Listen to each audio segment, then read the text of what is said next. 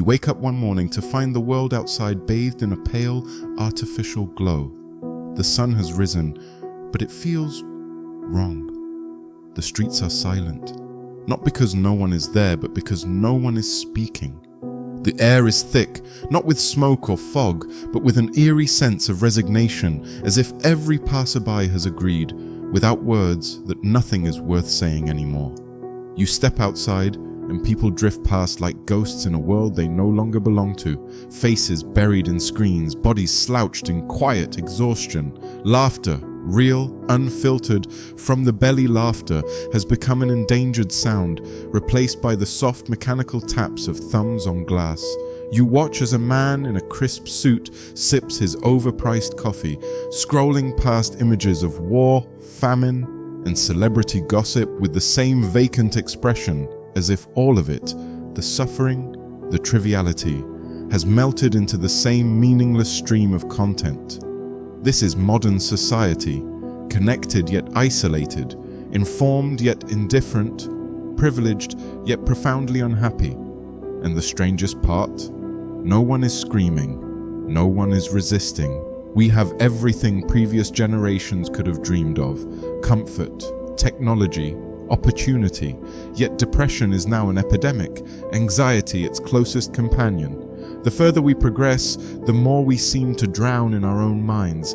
How did we get here? How did a species that once thrived in the wild, that once built empires and charted the stars, become so utterly lost in a world it created for itself? Could it be that the very things designed to free us, social media, convenience, instant gratification, have quietly enslaved us instead? Or is there something even deeper? Something hidden beneath our distractions, an existential emptiness we don't even know how to name? And if so, what happens when we finally look it in the eye? Something is missing. You can feel it, even if you don't have the words for it. It's the gnawing emptiness that lingers when the notifications stop, the silent hollowness behind your carefully curated digital existence. It's the reason why, despite everything you own, every achievement you chase, you still feel like a stranger in your own life. What if this isn't a personal failing? What if it's a symptom, one that modern society has quietly programmed into you? Nietzsche once warned of a world where God is dead, not as a celebration of atheism, but as a prophecy of what happens when meaning collapses. When the old structures, religion, tradition, community, fade away, something must take their place. But what have we replaced them with? The market, the algorithm, the illusion that happiness is something we can buy, optimize, or stream on demand. Arthur Schopenhauer argued that life is an endless cycle of craving and disappointment. We desire something, we chase it, and for a brief moment, we feel satisfied, only for that satisfaction to wither, forcing us to seek something new. Modern capitalism has turned this cycle into a science, feeding us an endless stream of dopamine hits, each one emptier than the last. Your smartphone? A slot machine. Your feed, a carefully engineered mechanism to keep you scrolling, always longing, never fulfilled. But this goes deeper than technology. We are a species built for struggle. For thousands of years, survival gave us purpose, fighting, building, creating, striving. Now, everything is easy, and in this ease, something fundamental to our nature has been stripped away. Without a battle to fight, we begin to turn inward, our minds becoming the battlefield. And this is where the real danger begins. Because when meaning disappears, when struggle is no longer external but internal, the mind devours itself, and most never even realize it's happening.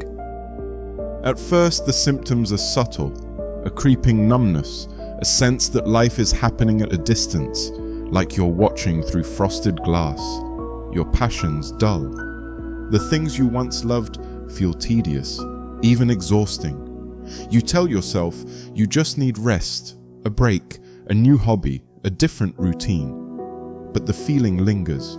Then the real consequences start to show.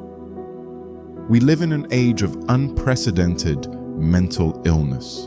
Depression, anxiety, addiction, these aren't anomalies. They are the natural byproducts of a system designed to keep you dissatisfied. Think about it. How often do you actually sit in silence, alone with your thoughts? How often do you allow yourself to be bored, to exist without an immediate source of entertainment or distraction? It's no accident that depression rates have skyrocketed in parallel with our increasing dependence on technology. Studies show that excessive screen time rewires the brain, reducing attention spans, diminishing our ability to experience deep joy. Dopamine, the neurotransmitter that fuels motivation and pleasure, is now hijacked daily by social media, notifications, and instant gratification. The more we consume, the less we feel. The less we feel, the more we consume. And so we become prisoners. Not in chains, but in cycles. Aldous Huxley once warned that the future wouldn't be shaped by oppression, but by pleasure so overwhelming that we would surrender willingly. A world where people are not controlled by fear, but by their own indulgence. We are living that reality now. Sedated by entertainment, numbed by convenience, lulled into submission by the endless pursuit of comfort. But beneath it all, something is screaming to be heard, a deep primal instinct, a knowing that this is not how we are meant to live. The question is, do you have the courage to listen? Most people won't escape. They'll continue sleepwalking through life, numbed by routine, shackled by invisible chains. But you feel it, don't you? That pressure in your chest. That quiet, unshakable awareness that something is deeply wrong. That's the first step. Awareness. The second step? Rebellion, but not the kind you've been taught to imagine. This isn't about overthrowing governments or rejecting technology. This is a rebellion of the mind. A refusal to accept the narrative that you are meant to exist as a passive consumer, a dopamine addict, a cog in a machine that profits from your emptiness. The system wants you distracted. It wants you tired. It wants you believing that meaning comes from what you buy, what you post, what you achieve in the eyes of others.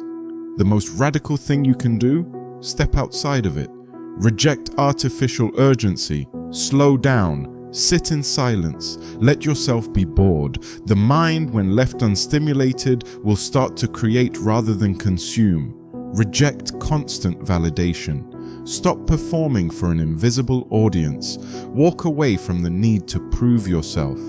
Create for the sake of creation. Experience for the sake of experience. Reject the illusion of comfort.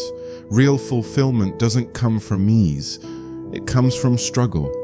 Run toward challenges, embrace discomfort, seek out things that demand patience, mastery, resilience. The more you lean into difficulty, the more alive you become. Most importantly, find your purpose, something beyond yourself, something that demands more of you than mere survival. Viktor Frankl, a Holocaust survivor and psychologist, wrote that meaning is the antidote to despair. Not happiness, not success, meaning. Without it, the mind self-destructs. With it, even suffering becomes bearable. This is the way out, but few will take it. Will you? You were never meant to be happy, at least not in the way modern society defines happiness, this shallow, fleeting sense of pleasure. This manufactured high that vanishes the moment reality sets in. The world has convinced you that happiness is the goal, the finish line, the thing that will make all your suffering worth it. But what if that was the lie all along? What if true fulfillment isn't about feeling good, but about becoming whole? Think about it. The moments in life that have truly changed you, were they the easy ones? Or were they the ones that shattered you? Forced you to rebuild, demanded that you evolve. Growth is not comfortable. Meaning is not effortless. The deepest sense of purpose often emerges from struggle, not from ease. Modern society has engineered a reality where you never have to face yourself. Every second can be filled, scrolling, watching, numbing, consuming. But what happens when you stop running? When you sit alone with the silence and ask yourself, who am I beneath all of this? What do I actually want?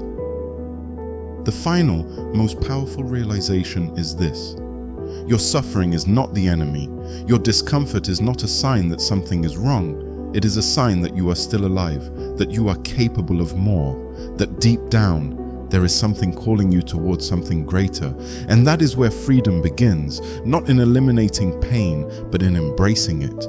Not in chasing happiness, but in forging meaning. Not in escaping life's hardships, but in meeting them with open arms. Because the truth is, life was never meant to be easy. It was meant to be worth it.